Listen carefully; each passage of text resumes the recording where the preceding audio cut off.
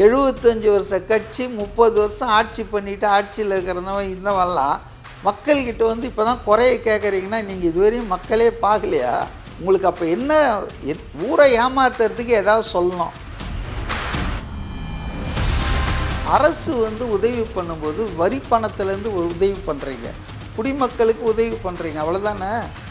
அதில் எதுக்கு இவங்க ஃபோட்டோலாம் போடணும்? விஜய் வந்து பாஜக கூட்டணியில், அது விரும்புகிற கூட்டணியில் சேரணும். திமுகவை அதிமுக பாஜக கூட்டணி தோற்கடிப்பதற்கு உதவணும். இது வந்து ரொம்ப நாளாக அரசல் புரசலாக அவருக்கு ஃபீலர்ஸ்லாம் விட்டு அதெல்லாம் ட்ரை பண்ணாங்க. அவர் ஒன்றும் மசியல. அதாவது விஜயகாந்த் உயிராக இருக்கும்போதே அந்த கட்சி உச்சத்தை தொட்டு கீழே இறங்கிடுச்சுங்க. இது ஏதோ விஜயகாந்த் மறைவுக்கு பிறகு அந்த கட்சி வீழ்ச்சி அடைந்ததுன்னு நான் ஒத்துக்க மாட்டேன். அவர் இருக்கும்போதே அந்த கட்சி வீழத் தொடங்கி விட்டது. அது காரணம் அவர் ஒரு அரசியல் ஆலோசகர்களுக்கு வணக்கம். நம்முடைய சிறப்பு நேர்காணலில் இணைந்திருப்பவர் அரசியல் விமர்சகர் திரு மதிவாணன் அவர்கள். வணக்கம் சார். வணக்கம் சார். விஜயோடைய கடைசி படம் ஜனநாயகன் பல எதிர்பார்ப்புகளோட ரசிகர்கள் காத்துட்டு இருந்தாங்க. இந்த படம் வந்து அவருடைய அரசியலுக்கு ஒரு சப்போர்ட்டிவா இருக்கும் அப்படின்லாம் எதிர்பார்க்கப்பட்டது. ஆனா இந்த படத்தோட அந்த சென்சார் போர்டு கொடுக்கறதுக்கு ரொம்ப தாமதம் ஆயிடுச்சு. இந்த படத்தோட அந்த ரிலீஸ் டேட்டும் தள்ளி வச்சுட்டாங்க. இந்த தாமதத்துக்கு பின்னாடி இருக்கக்கூடிய அரசியல் பின்னணி என்ன சார்? சிம்பிள். அதாவது வந்து விஜய் வந்து பாஜக கூட்டணியில், அது விரும்புகிற கூட்டணியில் சேரணும். திமுகவை அதிமுக பாஜக கூட்டணி தோற்கடிப்பதற்கு உதவணும். இது வந்து ரொம்ப நாளாக அரசல் புரசலாக அவருக்கு ஃபீலர்ஸ்லாம் விட்டு அதெல்லாம் ட்ரை பண்ணாங்க. அவர் ஒன்றும் மசியல. அவர் வந்து ரொம்ப தெளிவாக இருக்கார். தன்னுடைய டே ஒன்லேருந்து அவர் சொன்னது தான். அதாவது வந்து சித்தாந்த எதிரி பாஜக, அரசியல் எதிரி திமுக. அதனால் ஒன்றை ஒழிக்கிறதுக்கு இன்னொன்னோட போய் கைகோக்க முடியாதுன்றதில் அவர் தெளிவாக இருக்கார். அதாவது ஒரு கட்டத்தில் வந்து துவக்க கட்டத்தில், நான் இப்போ சொல்ல சில வருஷங்களுக்கு முன்பு கட்சி ஆரம்பித்தப்போ அதிமுக, எடப்பாடி அதிமுகவும் தாவேக்காவும் ஏதோ ஒரு இனிஷியல் பேச்சுவார்த்தை நடத்தியிருக்காங்க. ஏன்னா எதிர்கட்சி ஓட்டுகள் வந்து செதறாமல் இருந்தால் திமுகவை வீழ்த்துறதுக்கு அது வசதியாக இருக்கும்னு. பட் அது வந்து இது ஆகலை, முழுமையாக பேச்சுவார்த்தை நடக்கலை. காரணம், ரெண்டு பேருக்கும் கண்டிஷன்ஸ் ஒத்துக்கலை. அதில் யார் முதலமைச்சர் வேட்பாளர், யாருக்கு எவ்வளோ தொகுதின்றதெல்லாம் கொஞ்சம் டிஃப்ரென்சஸ் வந்ததாக சொல்லிட்டாங்க. கன்ஃபார்ம் நியூஸ் கிடையாது. ஆனாலும் அது வந்து அபார்ட்டட். அந்த பேச்சுவார்த்தை என்பது முறிந்து விட்டது. ரொம்ப, அதாவது மொட்டுலேயே கருகிடுச்சின்னு சொல்லுவாங்க, அது மாதிரி. பட் அதுக்கப்புறம் கொஞ்சம் பொறுமையாக இருந்திருக்கலாம் எடப்பாடி. அவர் என்ன பண்ணிட்டாருன்னா, ரொம்ப அவசரப்பட்டு எந்த பாஜக கூட்டணியிலேருந்து வெளியே வந்தாரோ நாடாளுமன்ற தேர்தலுக்காக, திரும்ப அதே பாஜக கூட்டணியில் போய் அவசரமாக போய் சேர்ந்துட்டார். ஸோ இப்போ அதிமுக தாவேக்கா உறவு கூட்டணி என்ற வருவதற்கு வாய்ப்பே இல்லை, 0%. ஆனாலும் பாஜகவினர் என்ன நினைக்கிறாங்கன்னு சொன்னால், அதிமுக பாஜக கூட்டணி மட்டுமே திமுகவை தோற்கடிக்கும் வல்லமை பெற்றதாக இல்லை அப்படின்றது அவங்களுக்கு தெரியுது, கிரவுண்ட் ரியாலிட்டி. விஜய் இன்றைக்கி ஒரு தீர்மானகரமான சக்தியாக இருக்கார். எல்லாரும் சொல்கிறத பார்த்தா ஆவரேஜாக ஒரு 25% அவருக்கு ஓட்டு இருக்குது, சப்போர்ட் இருக்குது. ப்ரூவ் பண்ணலையேன்னு வைங்க, அது ப்ரூவ் பண்ணி காட்டுவார். அப்போது 4 முனை 3 முனை போட்டியில் ஒரு 25% ஓட்டு வாங்கிட்டுருக்கிறவரு, வச்சிட்ருக்கிறவர், நாளுக்கு நாள் அவருக்கு வந்து செல்வாக்கு எகிரிகிட்டே இருக்குது. இன்னும் 100 நாள் இருக்குது தேர்தலுக்கு. அப்போது இவர் முதல் ஆளாகவே வந்துடும். இப்போ வந்திருக்க பல சர்வே என்ன சொல்லுதுன்னா, 2வது இடத்துக்கு முந்திட்டார் தாவேக்கா. From nowhere he has become the number 2 player. வேறஸ் கடந்த 30 வருஷமாக ஆட்சி பண்ணிகிட்டு இருக்கிற அதிமுக, எதிர்கட்சியாக இருக்கிற அதிமுக இப்போ 3வது இடத்துக்கு போயிடுச்சுன்றாரு. So it's matter of time. Vijay வந்து முதலிடத்துக்கு போகிறதுன்றது மேட்ரு ஆஃப் டைம் தான். அதனால் வந்து இப்போ வந்து அதுக்கு வாய்ப்பே கிடையாதுங்க. பிஜேபி அதிமுக கூட்டணி என்ன தான் அவரை வேண்டி விரும்பி நிர்பந்தித்தாலும் அவர் வந்து போகிறதுக்கான வாய்ப்பே கிடையாது. அவர் தலைமையில் தனியாகவோ அல்லது கூட்டணி சேர்ந்தோ மாநிலத்தில் ஆட்சியை பிடிக்கலாம். 2026 நாம் திமுகவை தோற்கடிக்க முடியும் என்ற ஒரு தன்னம்பிக்கை அவர்கிட்ட இருக்குது. அது நான் ஓவர் கான்ஃபிடென்ஸுன்னு சொல்ல மாட்டேன், செல்ஃப் கான்ஃபிடென்ஸுன்னு தான் சொல்லுவேன். காரணம் என்னென்னா ஃபீட்பேக் கிடைக்குது இல்லை.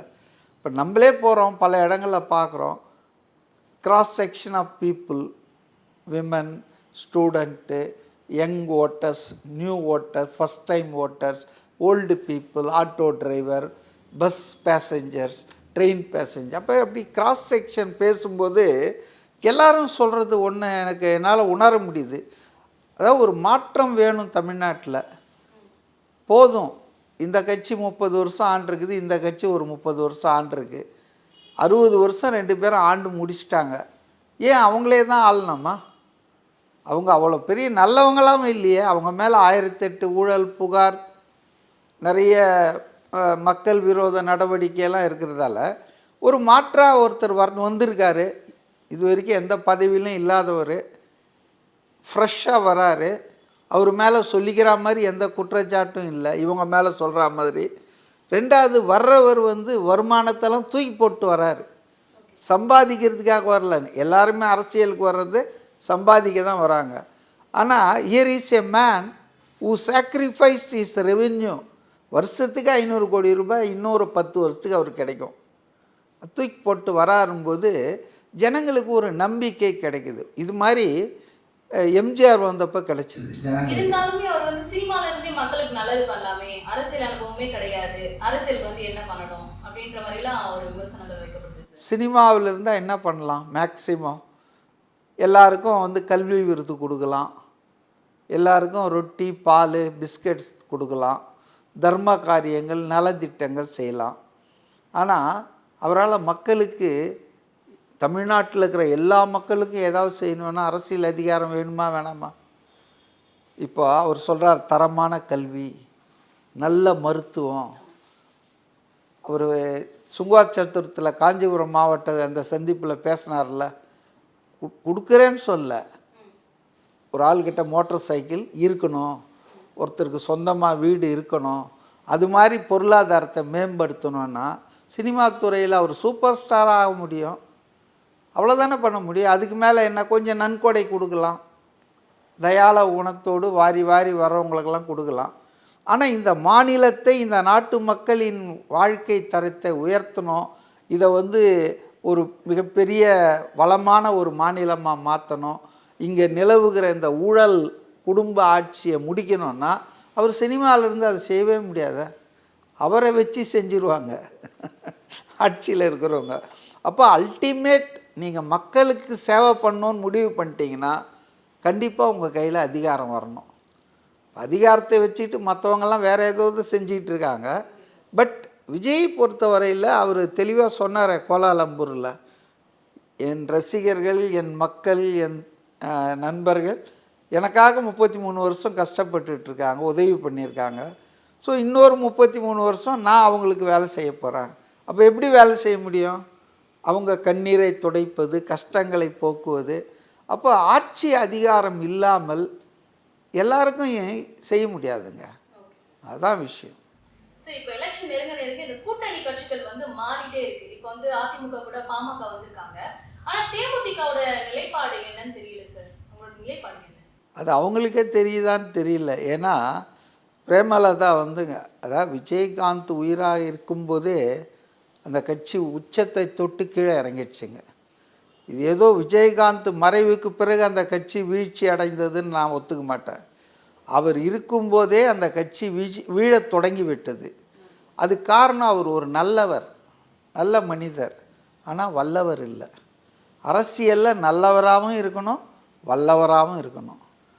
புரியுதுங்களா? அப்போ விஜயகாந்துக்கு வந்து நல்லவர், தயால குணம் மிக்கவர், மனசில் வெளிப்படையாக எல்லாத்தையும் பேசக்கூடியவர். அவரால் வந்து சரியாக அரசியலில் திட்டமிடல் செய்ய முடியாததால் அவருடைய காலத்திலேயே அந்த கட்சி மேலே போய் 10% தொட்டு டக்குன்னு நோஸ் டைவ் ஆகிடுச்சு. இப்போ அவர் இறந்துட்டார். அவர் மேலே மக்களுக்கு நல்ல மரியாதை இருக்குது. ஆனால் அந்த கட்சிக்கு மேலே மக்களுக்கு மரியாதை இருக்குதானா? இல்லை. அது என்ன 1%, 1.5% தான் இருக்குது. ரெண்டாவது, அந்த கட்சியை வந்து அவர் இருக்கும்போதும் சரி, இப்போவும் சரி, அதை வந்து ஒரு குடும்ப கட்சியாக தான் கொண்டு போகிறாங்க. மனைவி, மைத்துனர், சுத்தீஷ், பிரேமலதா, பையன், இது வந்துங்க திமுகவில் சொல்கிற அதே தான், பாமகவில் பார்க்குற அதே கூத்து தான். இது ஜனங்க வந்து ரசிக்க மாட்டாங்க. குடும்ப அரசியலை யாருமே விரும்ப மாட்டாங்க. இப்போ குடும்பம் என்பது தனிப்பட்ட வாழ்க்கை. பொது நலத்தில் கொண்டு வந்து குடும்பத்தை இறக்குறதுன்றது அது எல்லாரும் ஜீர்ணிச்சிக்க மாட்டாங்க. அப்போது இன்றைக்கி அந்த கட்சி வந்து அவருடைய மறைவுக்கு பிறகு வேகமாக சரிவை நோக்கி பயணித்து இன்றைக்கி அநேகமாக வந்து ராக் பாட்டத்தில் இருக்குது. அடியை தொட்டுடுச்சு. இந்த சட்டமன்ற தேர்தலில் இந்த கட்சி என்ன நிலைப்பாடு எடுக்குது, யாரோடு கூட்டணி சேருது, என்ன அரசியலை கையெடுக்க போகுதுன்றதை பொறுத்து தான் அது இன்னும் ஃபர்தராக டெவலப் ஆக போதா அல்லது இன்னும் கீழே சமாதிக்க போதா என்பது தெரியும். ஆனால் என்னுடைய அரசியல் விமர்சகன்ற முறையில் அந்த அம்மாவுடைய பேச்சு ரொம்ப அம்பிஷியஸாக இருக்குது. நேற்று கூட கடலூரில் அவங்க மாநாடு போட்டிருக்காங்க. இந்த மாநாட்டுக்கு முன்னால் என்ன சொன்னாங்க? ஊராக போயிட்டு நாம் வந்து கூட்டணி யாரோடு என்பதை 9ஆம் தேதி கடலூர் மாநாட்டில் அறிவிப்பேன்னு சொல்கிறாங்க. அதுக்கு முன்னால் நிர்வாகிகிட்டலாம் சீட்டு கொடுத்து ரகசியமாக எழுதி கொடுங்க உங்கள் ஒப்பீனியன்லாம் கேட்டாங்க. Okay, fair. அது ஒரு ஜனநாயக எக்ஸசைஸ். ஒரு ஜனநாயக முறையில் கட்சியில் உறுப்பினர்கள் அல்லது நிர்வாகிகள் கருத்து அறிகிறாங்க, ரைட். ஆனால் நேற்று என்ன பேசுகிறாங்க அந்த மாநாட்டில்னா, நாம் ஏன் முந்திரி கோட்டை மாதிரி இப்போ சொல்லணும், யாருமே சொல்லலைன்றாங்க. அது எவ்வளோ அவங்களுக்கு எவ்வளோ விவரம் இல்லாமல் இருக்காங்க பாருங்கள். அதிமுக பாஜக அலையன்ஸ் வந்தாச்சு. அன்புமணி ராமதாஸ் 4 நாளைக்கு முன்னால் போய் சேர்ந்துட்டார். திமுகவில் அலையன்ஸு காங்கிரஸை தவிர மற்ற எல்லாருமே ஃபார்மாக உட்காந்துட்ருக்காங்க இல்லையா? காங்கிரஸ் தான் வந்து அநேகமாக ராகுல் காந்தி தலைவர்களெல்லாம் கூப்பிட்ருக்காராம். தமிழ்நாடு தலைவர்கள்லாம் டெல்லியில் 18ஆம் தேதி 2 days கான்ஃபரன்ஸோ மீட்டிங்கோ, அதில் அவங்கள உட்கார வச்சு பேசி முடிவு பண்ணி maybe by this month end Congress DMK கூட்டணியில் தொடர்கிறதா அல்லது தாவேகா பக்கம் போகிறதா என்பது தீர்மானம் ஆகிடும். என்ன தான் ஆனாலங்க பை 31st January எல்லாரும் அவங்கவுங்க கார்டை திருப்பி காமிச்சிருவாங்க. ஏன்னா எலெக்ஷன் வந்து மார்ச் ஏப்ரலில் வந்து வந்தாகணும். அப்போ உங்களுக்கு candidate selection, constituency allocation, negotiation, seat sharing இதெல்லாம் முடிக்கணும் இல்லையா? அதனால் எனக்கு என்னவோ அந்த அம்மா வந்து அவங்கள பற்றி தவறாக சொல்கிறாங்கன்னு மேடையில் அவங்க சொல்கிறாங்க. எங்களெல்லாம் பேரம் பேசுகிற கட்சின்னு சொல்கிறாங்க, ஒரு ராஜ்யசபா சீட்டு பேரம் பேசுகிறோம், பைசா பேரம் பேசுகிறோன்னு. அது உண்மையாக பொய்யான்னு எனக்கு தெரியாது. ஆனால் அது ஒட்டிடுச்சு அவங்க மேலே. அவங்க வந்து வேறு எந்த கொள்கை கோட்பாடெல்லாம் பார்க்கல. இப்போ நாங்கள் பாசிசத்தை எதிர்க்கிறோம் இல்லை பாயாசத்தை எதிர்க்கிறோம் அப்படி ஏதாவது சொல்ல. அவங்களுக்கு வந்து ராஜ்யசபா சீட்டு வேணும் சுத்தீஷ்க்கு. அடுத்தது வந்து இப்போ புதுசாக ஒரு கோரிக்கை வச்சுருக்காங்க. நேற்று அந்த மேடையில் அவங்க வைக்கல, மேடையில் சுத்தீஷ் பேசுகிறாரு, பிரேமலதா வந்து துணை முதல்வராக ஆகணும். என்ன ஆக போகுதுன்னு தெரில. அந்த கட்சி யார் சேருவாங்க, யார் சேர்ப்பாங்க? மல்டி கார்னர் கண்டஸ்டில் 1%, 1.5%லாம் கூட பெரிய விஷயந்தான். ஏன்னா 1000 ஓட்டில் கூட ஒரு தொகுதியில் வெற்றி வாய்ப்பு போகலாம். உதாரணத்துக்கு போன முறை டி நகர் தொகுதியில் சத்யநாராயணன்ற AIADMK MLA, he was sitting MLA, but he was defeated by DMK candidate by just 117 votes margin. 117 ஓட்டில் தோத்துட்டார் டி நகரில் ஒரு சிட்டிங் எம்எல்ஏ. ஸோ அதனால் 1000 ஓட்டோ 500 ஓட்டோ, எவ்ரி ஓட் தட் கவுண்ட்ஸ். அதில் ஒன்றும் முக்கியம்தான். பட் அதுக்காக இவங்க வந்து அன்ரீசனபுளாக டிமாண்ட்ஸ்லாம் வச்சாங்கன்னு வச்சுங்க, யாருமே இவங்களை சேர்த்துக்க மாட்டாங்க. ரியலிஸ்டிக்காக இருக்கணும். பேசும்போது, பேச்சுவார்த்தை நடத்தும்போது நம்ம பலம் என்ன, எவ்வளோ விழுங்க முடியுமோ அவ்வளோதான் நம்ம வந்து கடிக்கணும். அப்புறம் இல்லைன்னா தொண்டையில் போய் அடிச்சுக்கும். ரொம்ப அம்பிஷியஸாக இருக்காங்க. டிஎம்டிகே கட்சி, அதுவும் அதன் பொதுச் செயலாளராக இருக்கிற பிரேமலதா விஜயகாந்த் ப்ராக்டிக்கலாக இல்லை, ப்ராக்மேட்டிக் பாலிட்டிக்ஸ் தெரியல. கூட்டம் சேர்க்குறாங்க, எல்லாரும் தான் சேர்க்குறாங்க. 10 லட்சம் பேருன்றாங்க, அதெல்லாம் ஒன்றும் உண்மை கிடையாது. ஒரு 1 லட்சம் 2 லட்சம் இருக்கலாம், அவ்வளோதான். இன்றைக்கி 2 லட்சம் சேர்க்கறதுக்கு ஒரு 10 கோடி செலவு பண்ணால் யார் வேணாலும் சேர்க்கலாம். இதெல்லாம் ஒன்றும் பெரிய விஷயமே கிடையாது. அதனால் கூட்டம் சேர்க்கறது, மேடைகள் பெருசாக போட்டு முழங்கிறது, மக்கள்கிட்ட உங்களுக்கு என்ன பிடிமானம் இருக்கு? இப்போ விஜய் சொல்கிறாரு ஒவ்வொரு வீட்லேயும் எனக்கு ஓட்டு இருக்குன்றாரு. It's a fact. ஏன்னா எல்லாரும் எலெக்ஷனுக்கு வந்துட்டு தான் ஒவ்வொரு வீட்டாக போய் அப்ரோச் பண்ணுவாங்க. நான் ஒவ்வொரு வீட்லேயும் நுழைஞ்சிட்டு தான் அரசியலுக்கு வந்துக்கிறேன் 30 வருஷம் கழிச்சுன்றாரு. ஸோ விஜயினுடைய வீச்சு, அவருடைய செல்வாக்கு என்பது இன்றைக்கி தமிழ்நாட்டில் ஆண்ட கட்சி, ஆள்ற கட்சி யாருக்குமே இல்லைன்றதை நம்ம ஒத்துக்கிட்டு தான் ஆகணும். அதனால தான் பார்த்திங்கன்னா அவர் மேலே அட்டாக், மல்டி ப்ராங்க்டு அட்டாக்னுவாங்கல்ல, பல்முனை தாக்குதல். இந்த பக்கம் சென்சார் போர்டு தாக்குது, இந்த பக்கம் பார்த்திங்கன்னா சிபிஐ சம்மன் கொடுத்து வாடானுது. அது மாதிரி இந்த பக்கம் திமுக அண்டா குண்டா சொம்புகள்லாம் அடிக்கிறாங்க. இப்போ அதிமுகலையும் அட்டாக் ஆரம்பிச்சிட்டாங்க. அதனால் இது எல்லாம் எதை காட்டுதுன்னா விஜயினுடைய பெருகும் அரசியல் செல்வாக்கு, மக்கள் சப்போர்ட்டுன்னு தான் காட்டுது. அது தமிழில் ஒரு பழமொழி இருக்கு இல்லையா, காய்த்த மரம் தானே கல்லடிப்படும், காய்க்காத மரத்தை எவன் கல்லடிப்பான். அதனால் விஜய்க்கு ஒரு வாய்ப்பு இருக்குது. அவர் என்ன ப்ளே பண்ண போகிறாரு, அவர் எப்படி டாக்டிக்ஸ் இந்த எலெக்ஷன். நேற்று தான் பார்த்தேன், தேர்தல் அறிக்கை வெளியிடுறதுக்கு இந்த ரிட்டையர்டு ஐஆர்எஸ் அதிகாரி அருண்ராஜ் தலைமையில் ஒரு குழு போட்டிருக்காரு. தாவேகா கிட்ட இருந்து தேர்தல் அறிக்கை எந்த மாதிரியான அறிக்கைகள்லாம் வரும் சார்? ஏற்கனவே ஒவ்வொரு வீட்டுக்கும் பைக் ரொம்ப முக்கியன்ற மாதிரியான சில அறிக்கைகள் கொடுத்துருந்தாரு. இந்த தேர்தல் அறிக்கை எப்படி சார் வரும்? இந்த தேர்தல்லம்மா இதாம்மா ஒரே தேர்தல் அவர் பார்க்கறது.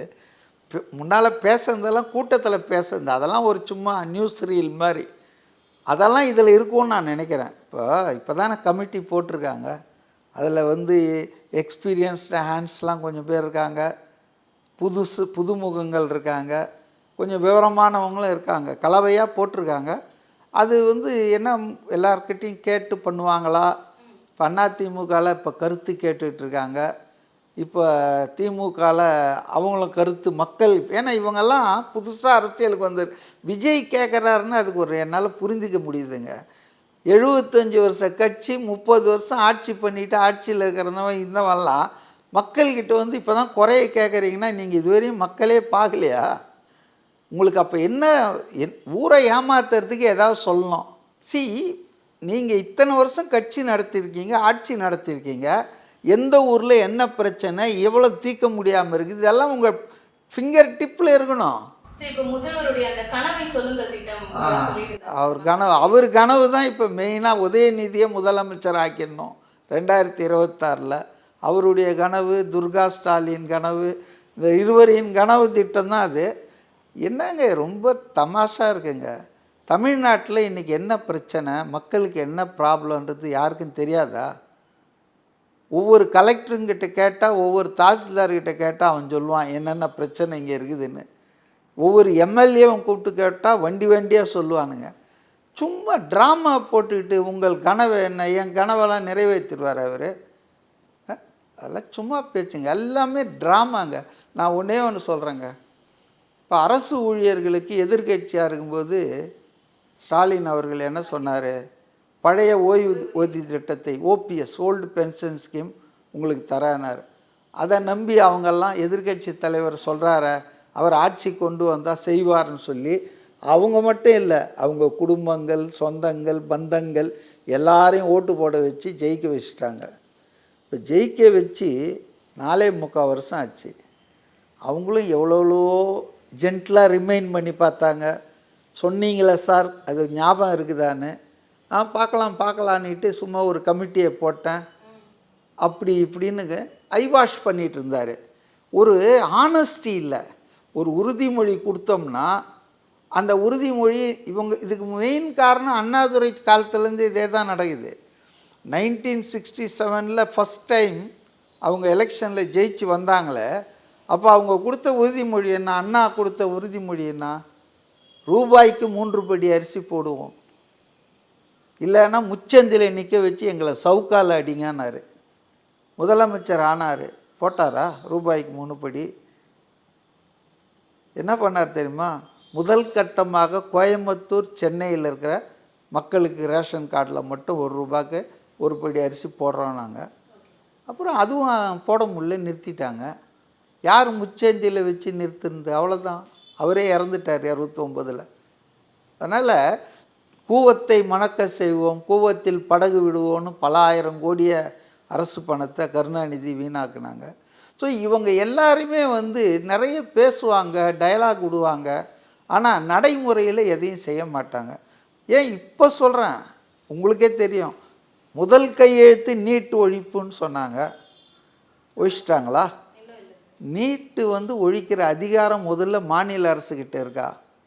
மக்களை எப்படி ஏமாத்துனாங்க? இப்போ என்ன சொல்கிறாங்க, சட்டமன்றத்தில் முதல்வரே சொல்கிறாரு, 4.25 வருஷம் கழிச்சு எங்ககிட்ட அந்த அதிகாரம் இல்லை, அது எங்கள் இந்தியா கூட்டணி மத்தியில் ஆட்சிக்கு வந்தால் அதை பண்ணுவோன்றாரு. அதை சட்டமன்ற தேர்தலுக்கு ஏன் பின்ன நீங்கள் சொன்னீங்க? நாடாளுமன்ற தேர்தலில் சொல்ல வேண்டிய விஷயத்த சட்டமன்ற தேர்தலில் 2021 சொன்னீங்க, நீங்கள் 24 சொன்னீங்க. அப்போ மக்களை மடையர்கள் என்று நினைத்து கொண்டு கனவு காணுங்க, உங்கள் கனவெல்லாம் நிறைவேற்றுறேன் அப்படின்றதெல்லாம் சும்மா. அதிமுக, திமுக. விஜய் கேட்குறாரு, விஜய் தெரிஞ்சுக்கிறாருன்னு சொன்னால் அதில் ஒரு அர்த்தம் இருக்கிறது, நியாயம் இருக்குது. ஆனால் திமுக, அதிமுகக்கு இனிமேல் தான் மக்கள் பிரச்சனை என்னன்னு தெரியணுமா? அப்படின்னா you are living in fools paradise, கற்பனையில் வாழ்ந்துட்டுருக்கீங்கன்னு அர்த்தம். அதானே சார்? இப்போ முக ஸ்டாலின் முதல்வர் உலகம் உங்கள் கைன்னு சொல்லிட்டு லேப்டாப் தந்தாங்க சார் இளைஞர்களுக்கு. ஆனால் இந்த இளைஞர்கள் என்ன பண்ணிட்டாங்கன்னா, அதில் இருக்கக்கூடிய அந்த அந்த அவங்களுடைய ஸ்டிக்கர்லாம் இந்த பெட்ரோல் அப்படி இப்படி போட்டுட்டு அழிச்சு அதை ஒரு அலப்புற மாதிரி பண்ணிட்டு இருக்காங்க சார் சோஷியல் மீடியாவில். இது எப்படி பார்க்குறீங்க சார்? இளைஞர்களுக்கே உண்டான அந்த துணிச்சல், துருதுருப்பு தான். அதாவதுங்க, ஒரு அரசாங்கம் ஒரு பொருளை அது இலவசம்னு சொல்ல முடியாது. இலவசம்னா ஸ்டாலின் சொந்த வீட்டு பணத்துலேருந்து எடுத்து கொடுக்கறது தான் இலவசம். விஜய் பண்ணுறாரு பாருங்க, தன்னுடைய சொந்த பணத்துலேருந்து, அதுதான் இலவசம். ஆனால் அரசு உதவி பண்ணும்போது வரி பணத்துலேருந்து உதவி பண்ணுறீங்க, குடிமக்களுக்கு உதவி பண்ணுறீங்க, அவ்வளோதானே. அதில் எதுக்கு இவங்க ஃபோட்டோலாம் போடணும்? இப்போ ஸ்டாலின் ஃபோட்டோ போடுறது கூட தப்புன்றேன் நான். முதலமைச்சர்னா யார்? நாளைக்கு இன்னொருத்தர் வரலாம். இப்போ ஜெயலலிதா தான் கொடுத்தாங்க ஃபஸ்ட்டு மாணவர்களுக்கு இந்த லேப்டாப் கொடுக்குற திட்டத்தை தமிழ்நாட்டில் யார் அறிமுகப்படுத்தினாங்க? இந்தியாவிலேயே அவங்க தான் அறிமுகப்படுத்தினாங்க. சரி, அது அவங்க காலத்துக்கு அப்புறம் அது கொடுக்கல, ரைட்டு. சரி, நீங்கள் ஆட்சிக்கு வந்தீங்கல்ல, இன்றைக்கி அப்படியே மாணவர்கள் எதிர்காலம் அப்படியே ஆர்டிஃபிஷியல் இன்டெலிஜென்ஸில் மேலே வரணும், அறிவியலில் முன்னால் வரணும், இந்த டயலாக் அடிக்கிறீங்களே. எலெக்ஷன் வந்தோடனே 2021 ஆட்சிக்கு வந்தீங்களே, ஏன் அப்போல்லாம் இதை பற்றி யோசிக்கல? நிதிநிலை சரியில்லையா? இப்போ சரியாயிடுச்சா? Everything for the sake of getting votes. இந்த அப்ரோச் ரொம்ப தப்புமா? ஏன்னா நீங்கள் எல்லாத்தையும் ஒரு கமோடிட்டி மாதிரி பார்க்குறீங்க. குடும்பத் தலைவி விடுபட்டவங்களுக்கு லிஸ்ட்டில் சேர்த்துரு, மாணவர்கள்னால் இன்னும் 3 மாதத்தில் பரீட்சை எழுதி போய் வேலைக்கு போகிறவனுக்கெல்லாம் கொடுத்துட்டுருக்காங்க. ஏன்? அவனுக்கு தான் 18 வயசுக்கு மேலே இருக்கும், ஓட்டு போடுவான். எல்லாமே பணத்துக்கு தாண்டான்னுவாங்க. அதுபோல் திமுக ஆட்சி செய்கிற எல்லாமே ஓட்டுக்கு தான். அதுக்காக இதுக்கு முன்னால் செஞ்சவங்கெல்லாம் ரொம்ப பொது நலனில் செஞ்சிட்டாங்க அதிமுக ஆட்சின்னு நான் சொல்ல. இப்போ இவங்க கவர்மெண்ட்டில் இருக்காங்க. So we are criticizing the present government. அப்போ லேப்டாப்பை இவங்க கொடுத்தது நல்ல லேப்டாப் தான் கொடுத்துருக்காங்கன்னு சொல்லி கேள்விப்பட்டேன். தரமானது தான், நல்ல தகுதியானது தான். பட் அந்த லேப்டாப்பை நீங்கள் 10 லட்சம் பேர் கொடுக்குறேன்னு சொல்கிறீங்க. அதில் எதுக்காக ஒரு மாநில அரசின் எம்பளம் போடுங்க, மாநில அரசினுடைய சின்னத்தை போடுங்க, தப்பு கிடையாது. உங்கள் மூஞ்ச போட்டுக்கிறீங்க, அதை கூட முதலமைச்சர்னு சொல்லி சமாளிச்சுக்கலாம். இன்னொரு மூஞ்சியை போடுறீங்களே, உங்கள் அப்பா மூஞ்ச. அவர் என்ன முன்னாள் முதல்வரா? இப்போ ஜெயலலிதா தான் போட்டிருக்கணும். இந்த திட்டத்துக்கே முன்னோடி ஜெயலலிதா தானே. அப்போ இது என்ன, இதை உங்கள் பாட்டன் தாத்தா பூட்டான் இதெல்லாம் உங்கள் வீட்டிலேருந்து எடுத்துகிட்டு வந்து செய்யுங்க. ஒரு அரசு பணத்தில் அரசு கஜானாலேருந்து எடுக்கிறதுல கருணாநிதிக்கு படத்தை போட்ட கோவம் வருமா? எனக்கே கோவம் வருது. அப்போ இளைஞர்களுக்கு இதெல்லாம் எதுக்கு? ஏன்னா அவங்களுக்கு இந்த கட்சியை பற்றி இது அரசாங்கம் கொடுக்குது, திமுக கொடுக்கல. திமுக கொடுத்தா வாங்கியிருப்பாங்களான்னு எனக்கு தெரியாது. அரசாங்கம் கொடுக்குது, வாங்குகிறாங்க. ஆனால் அந்த அரசாங்கம் எப்படி இப்படியெல்லாம் போடலாம்? ஸோ அதை அழிக்கிறாங்க. பட் இளைஞர்களாச்சே எதையுமே கொஞ்சம் நல்லா வீடியோ எடுத்து இன்றைக்கி சமூக ஊடகங்களில் அவ்வளோ வன்மை இருக்குது இளைஞர்களுக்கு. நீங்கள் வந்து எல்லாத்தையுமே தமிழ்நாடே நாங்கள் தான் கண்டுபிடிச்சோம், கருணாநிதி தான் கண்டுபிடிச்சாரு, காமராஜர் இல்லை, அதுக்கு முன்னால் ஆட்சி பண்ண எவனுமே காங்கிரஸ்காரன் செய்யலை, எம்ஜிஆர் செய்யலை, ஜெயலலிதா செய்யலை, எடப்பாடி கூட செய்யலை எதுவும். ஆனால் ஒன்லி கருணாநிதி, ஸ்டாலின், அடுத்தது உதயநிதி, உங்கள் குடும்பம் தான் தமிழ்நாட்டையே காப்பாற்றுதுன்றீங்க. அப்படி ஒரு ராங் அண்ட் அக்லி ஆக்வர்ட் நரேட்டிவை செட் பண்ணுறத இந்த காலத்து இளைஞர்கள்லாம் ஒத்துக்க மாட்டாங்கம்மா. பழைய மாதிரி கிடையாது.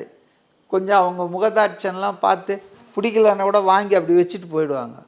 இவெல்லாம் வேணாம் போன்னுவான். இந்த ஜெனரேஷன் அப்படி இருக்குது.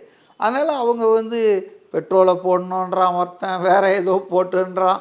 அதாவது இன்ஸ்ட்ரக்ஷன்ஸ்லாம் கொடுக்குறானுங்க, இது மாதிரி பண்ணால் சீக்கிரம் போயிடும், இதெல்லாம் அழிஞ்சிரும்னு. அப்போ நீங்கள் எவ்வளோ தப்பு கணக்கு போட்டிருக்கீங்க புரியுதா? 10 லட்சம் பேர் அந்த மாணவர்களுக்கு கொடுத்தா அந்த 10 லட்சம் ஓட்டில் 5 லட்சமாவது நமக்கு வரும்னு நினைச்சிங்களே. இதெல்லாம் வந்து தான், அதாவது அரசியல் ஆதாயத்துக்காக மக்கள் வரி பணத்தை வாரி வீசுகிறாங்க. இது வந்து இளைஞர்கள் அதை வந்து விரும்பலை, செய்கிறாங்க. நம்ம என்ன சொல்ல முடியும்? அவங்க மேலே நடவடிக்கை என்ன சொல்ல முடியும்?